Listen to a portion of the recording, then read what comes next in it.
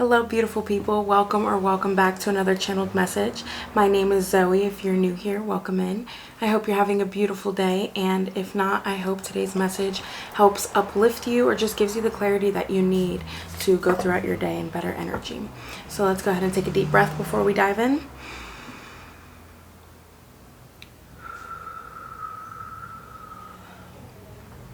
All right, and let's get right into today's message to see what Spirit has for you today, what the universe wants to tell you. That is a lot. Okay, let's cipher through this. Already, before we even came into this reading, I was getting the energy of like working. I was getting the energy of where you're putting your energy in terms of finances, in terms of creating a sustainable life for you, having the materials that you desire. Like maybe some of you are feeling stuck and stagnant in that area of your life right now, and that's exactly what I'm picking up on as we dive right into this reading, starting off with the Eight of Pentacles reversed. Okay, so this card is normally about hard work and putting in the efforts, putting in the diligence that you need in order to accomplish something, right? In order to accomplish your goals, especially in the physical realm, especially in the material world. And so this is saying that in terms of your finances, in terms of your wealth, in terms of your money, in terms of your stability, in terms of your career, right? You haven't been putting in the legwork that you need at the moment because you're feeling maybe discouraged about how it's going to pan out, about the options that you have, about how you're going to create balance, right? And so now is a great time to reprioritize. With this Two of Swords, she kind of has this blindfold on, right? She can't see, but just because she can't see with her eyes doesn't mean she can't see with her mind's eye, doesn't mean she can't feel with her heart, right? So it's like, instead of looking at everything with your physical eyes, try to shut your eyes and envision it with your third eye, right? When we close our eyes, we start to shut down some of our senses, our psychic abilities, our intuition, our vision, that starts to enhance.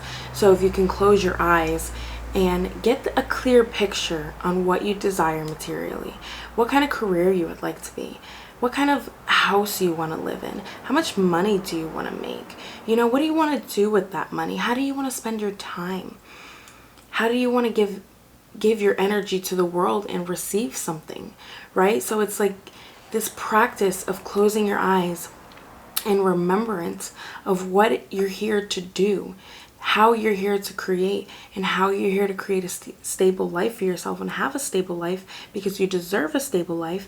Sometimes it just takes quieting some of the thoughts that just rummage through based off of your two eyes, right? Based off of what you can see on a day-to-day.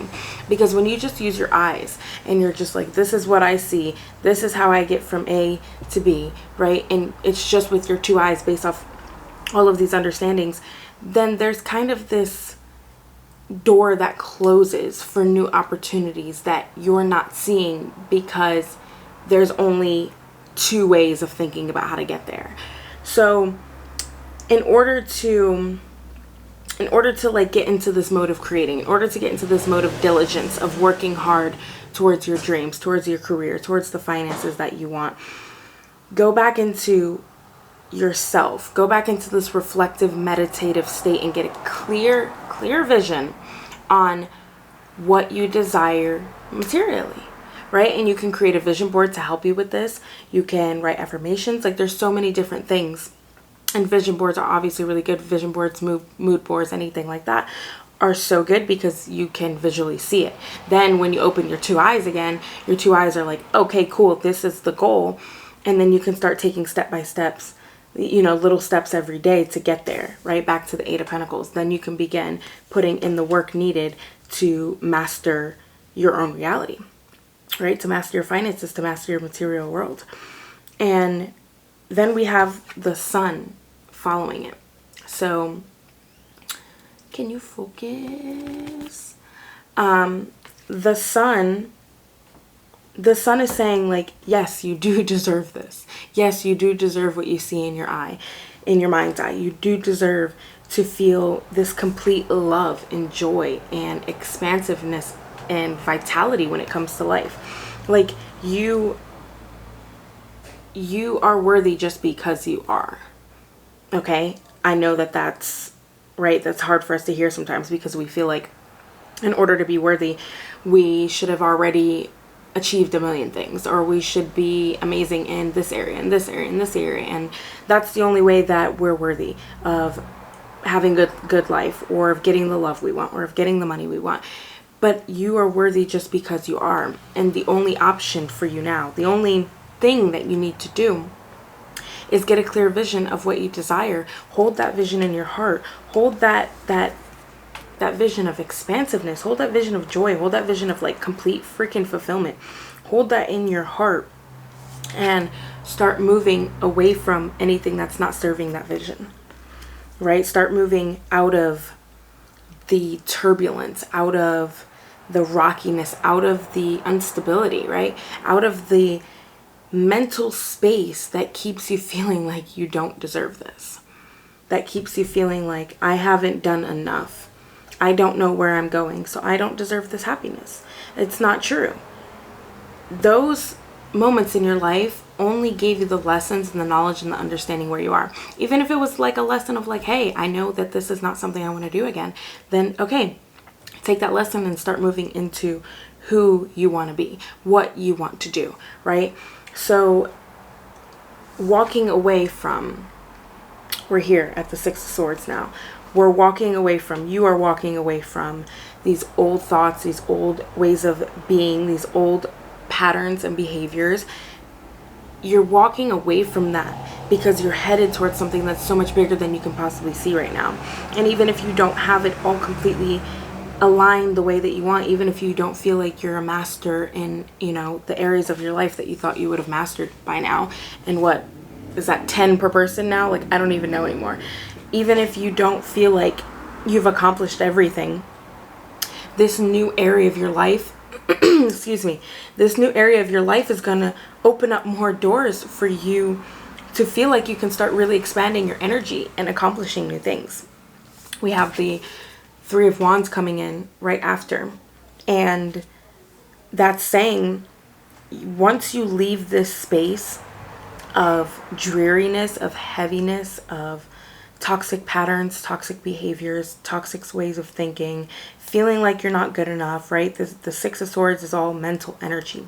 Once you let go of this mental anguish, this heaviness that you create in your own mind, once you let that go, you'll come to a space of seeing that new opportunities are coming in. You'll come to this space of like, wow, I finally feel like I'm somewhere where things can start happening, right? Like, maybe you're not going to come to the space where everything has already happened, but you're going to hit this point. You're going to come to this new place, right? She's leaving behind the old. She's leaving behind the old ways of thinking and is being guided by her new thoughts. She's being guided towards this new land. And we see the difference, right? We see the difference here. This new land brings fulfillment. This new land brings passion. This new land brings love. This new land brings creativity. And it brings you the opportunity to see how these things can start flowing into your life, to see your ships coming in, to see new ideas flow in, to see new passions flow in, to see how you can start actually taking action towards these things that you want to truly achieve. Right? And so after that, we have the Hermit. And I just love like the representation of the Hermit in this card, because, sorry if it's like too bright, but because it's really just showing her like being at peace. She is at peace. She has gone through so many different things, left behind things that don't serve her, right? And in this tarot, the Hermit is feminine, so we're just gonna stick with that energetic. It doesn't have to be a woman, but she's left behind things that no longer serve her and gone to this new place, right? And it doesn't have to be physically, but it can for some people. Maybe it is time for a relocation. Maybe it is time to get away from the city that you've always lived in. You don't have to up and leave the country, you know, like I did, but maybe if you want to move to a different city in your same state that you're in, like that might help you, right? And so now she's at this place where maybe she's a little bit isolated currently, but she's at peace with herself. She's at home with herself. And she's open still to new opportunities. Like, she's not just completely in the mountains by herself, in the cold, in the dark. She's in the dark, but there's a stairway, right? She's illuminated. She's sitting over the water. You can still see her. She's still able to attract the energies that she wants to attract, but also while being at home and with herself, even during isolation, even when it's time to go within and reflect. And so this is along the same lines of like your finances and your material stability. It's like maybe your path doesn't follow what the people around you are doing, right? Maybe your path isn't similar to theirs. Maybe your path is like way left field and you don't feel like you'll ever be accepted for wanting to do what you want to do, right? Maybe your path for your career and for your material stability and your material wealth, maybe that looks so different than everybody around you, than what feels like everybody else is doing. But we're not meant to do what everybody else is doing. You are not meant to be what everyone else is being. Okay, you have something unique. You have something of your own to create and to bring into this world. You have your own way to bring stability and to bring financial abundance and to bring just abundance in general.